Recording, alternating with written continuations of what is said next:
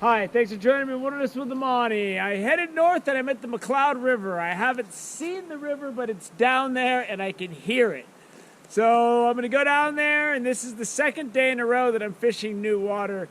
Yesterday from Wilderness with the Monty Patreon, I fished the upper Sacramento off the 5, and I got a couple nice rainbows in that, but it took me a while to figure it out, and then I ended the day in a section of river where I should have started the day. But I didn't know that at the time because I'd never been there before. So next time, I think I'll get off to a better start. I'm going to be fishing single barbless marabou jigs. I got an old one on here that's all beat up, but it should work just fine. And this section of river, this time of year, I believe is barbless, artificial, catch and release only. There's 3 different regulations from Box Canyon Dam down to Lake Shasta. And you're just going to want to look.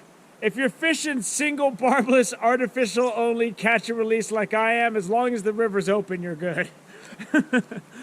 So let's go down there and see what's up. I'm all fueled up with my dashboard burritos that I make. These bean, cheese, and chicken burritos, the flour tortillas. I wrap them in foil and make them thin so you can slide them right in the defroster and jack it up. And then you got some good melted cheese burritos in a half an hour. They're awesome. So I ate 4 of those, so that should be enough fuel to get me fishing for a while. So let's go. So this Audinaw campground area is one of the main areas where public has access, because there's a lot of private property on this river. To get here, you got to go through 6 miles of dirt road. And the first 3 miles are a lot better than the last 3 miles of that dirt road, but it's not too bad. I would have driven on it back in the day when I had a 2-wheel drive pickup. With that said, I did a lot of things with my 2-wheel drive pickup that I probably shouldn't have done, so you got to take that with a grain of salt. All right, I might be challenged because it's a little flooded out, but so far I like what I see. There's some really good looking stuff out there, but before I try to shimmy out onto that crap, I'm gonna go up here and see if there's a spot where I can just walk up and fish. Definitely climbing through some spiked berry bush madness to get down to there. But that looks awesome. And once I get down there, it looks like I can at least fish a couple spots before I'm cut off. So I think it's worth trudging through this spike hell. This water has a really cool turquoise color to it. And it's clear, but it's not as clear as this upper Sac was, man. That was tough with jigs. Yesterday, the only way I can get fish to hit was to bounce it really slow along the bottom. I'm not gonna have any preconceived notions of what this is gonna be like, so I'm just gonna start upstream diagonal and just popping it in. Each part of this river could be in a wall calendar for world's prettiest rivers. I mean, it's a really pretty river. I'm just not catching anything yet. Just got my first hit. It was like a 8-inch brown or something. It was something really small. I thought I was caught on the rock, and then I saw its fin move. Now that I've walked a little farther, instead of that stuff I climbed through, there seems to be a lot of trails that I can use. I saw the river and I went full just simple caveman. Oh, river, go down. I went right through that stuff and I could just walk down to the river. Fell in the river again. I gotta go back to my car and change right now. It's not that cold, man, but this is a long walk with soaking wet pants and sloshing boots. So the river is high and it's a little flooded out, and you got to go over these sections and they get kind of deep. And I trusted the wrong rock, man. I stepped on it and I just went down. I'm soaking wet. But it's an overnight trip. I got plenty of clothes. I can fall in the water 2 more times and I can still be fishing. So let me change and we'll get back to it. All right, we're dry. So if I can stop trying to take a swim, maybe I can catch a fish for crying out loud. Wow, this giant pool's like a mini lake. I'm gonna spend some time on this one. I'm gonna do some really deep prodding of the bottom once I go through quick. Clear across the river on the other side. He's in the fast water now. I don't think he's that big, but he's fighting good. He's holding deep now. There he is. It's a rainbow. That might be all that's in here. There's supposedly a McCloud strain of rainbow. Ooh, he's colorful. There he is. Ooh, he came right off. My jig popped right out. Barbless jigs. Ooh, that fish fought hard. He's got a big scar on his back. Something tried to eat this fish. I'll show it to you. All right, there he's in the net. I let him rest for a little bit. He's ready to go. You can see that scar on his back. Something took a shot at this fish. Something tried to eat him. But these fish are beautiful wild rainbows. There we go. That's a beautiful trout right there. And there's that big scar on his back. I don't know if this guy's gonna make it, but he's gonna make it for now because there he goes back into the river. Deep stuff below me. I'm gonna fish from down there so I can run my jig deep. I'm standing on this high rock here so I can target that stuff on the far side. And I'm doing a fan cast of a cross current presentation. So I started at the front, fan cast. Once it got into fast stuff, I just reeled it in, did there, and then right in the middle of that rock, I hit that fish. And I'm just throwing it so it lands like a foot from the rock, and then I'm jigging it, and these fish are coming out and they're hitting.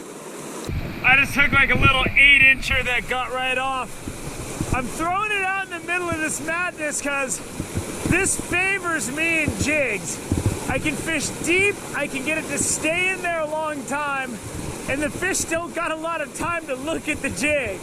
I don't want time to look at the jig. I want a flash decision to be made. But there's got to be more than just that little guy in there. Let's see if I can keep this on the hook, man. I've already lost a bunch of fish.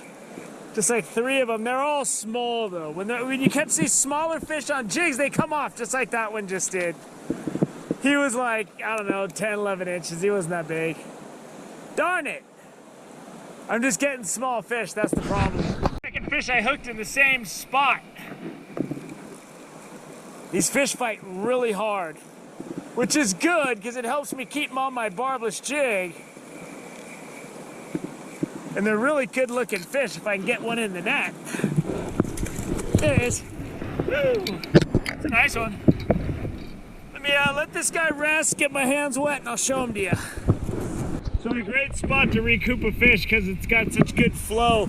It's deep. This is not a spot you want to fall in the water. This could be the end of you with how cold it is. But he's thrashing around, he's ready to go. Look at my hands wet on the net.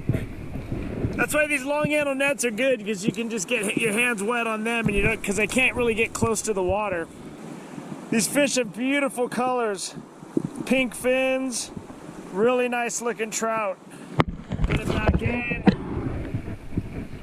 And I'll show you what I did. Look, that fish and the fish I lost in almost the exact same spot.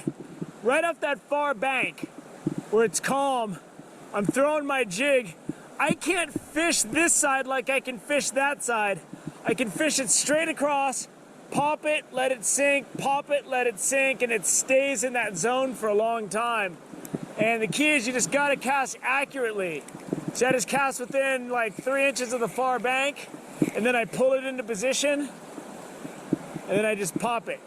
At this big, giant pool, and I just hooked one, I cast it right up into the head. These fish aren't big, but they sure fight like they're big. All right. Another nice McCloud rainbow. They just have the beautiful markings, the orange stripe, the gill plate. Beautiful fish. The flow here is really heavy today, man. But what I'm doing is I'm just trying to fish the soft stuff on the sides. And I cast this about 5 feet off that white water. and just swam it through that nice soft zone. And that fish just nailed it, man. He's small, but I'm really letting it get down to the bottom, and then I'm just popping it up and down. There we go, little guy. Nothing to write home about. So what I'm doing is, I got that fast white water there, fast white water there. I'm putting it right in the middle, and it's just swirling around. And I'm throwing it right up to that rock. I'm letting it sink down deep, and then I'm just popping it, and I'm trying to keep it in there as long as I can. And I'm popping it down deep. And it's really hard to detect strikes, but it's possible, obviously. I'm gonna call it. It's early. I figure if I drive out now, I can stop off at that McCloud lake and see if I can't catch a rainbow for dinner on my way home and catch a half-hour sleep before I do the 4-hour drive. It's like 4 hours and a half from here because of the dirt road, so I think that's the plan.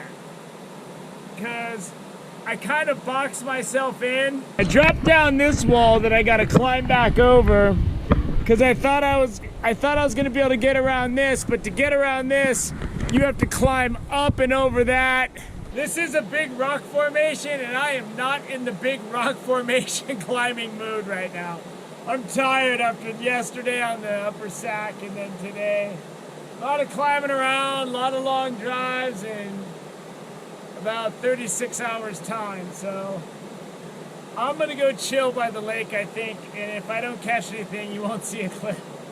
But I'm gonna catch some sleep because I don't want to be falling asleep on that 2-lane road.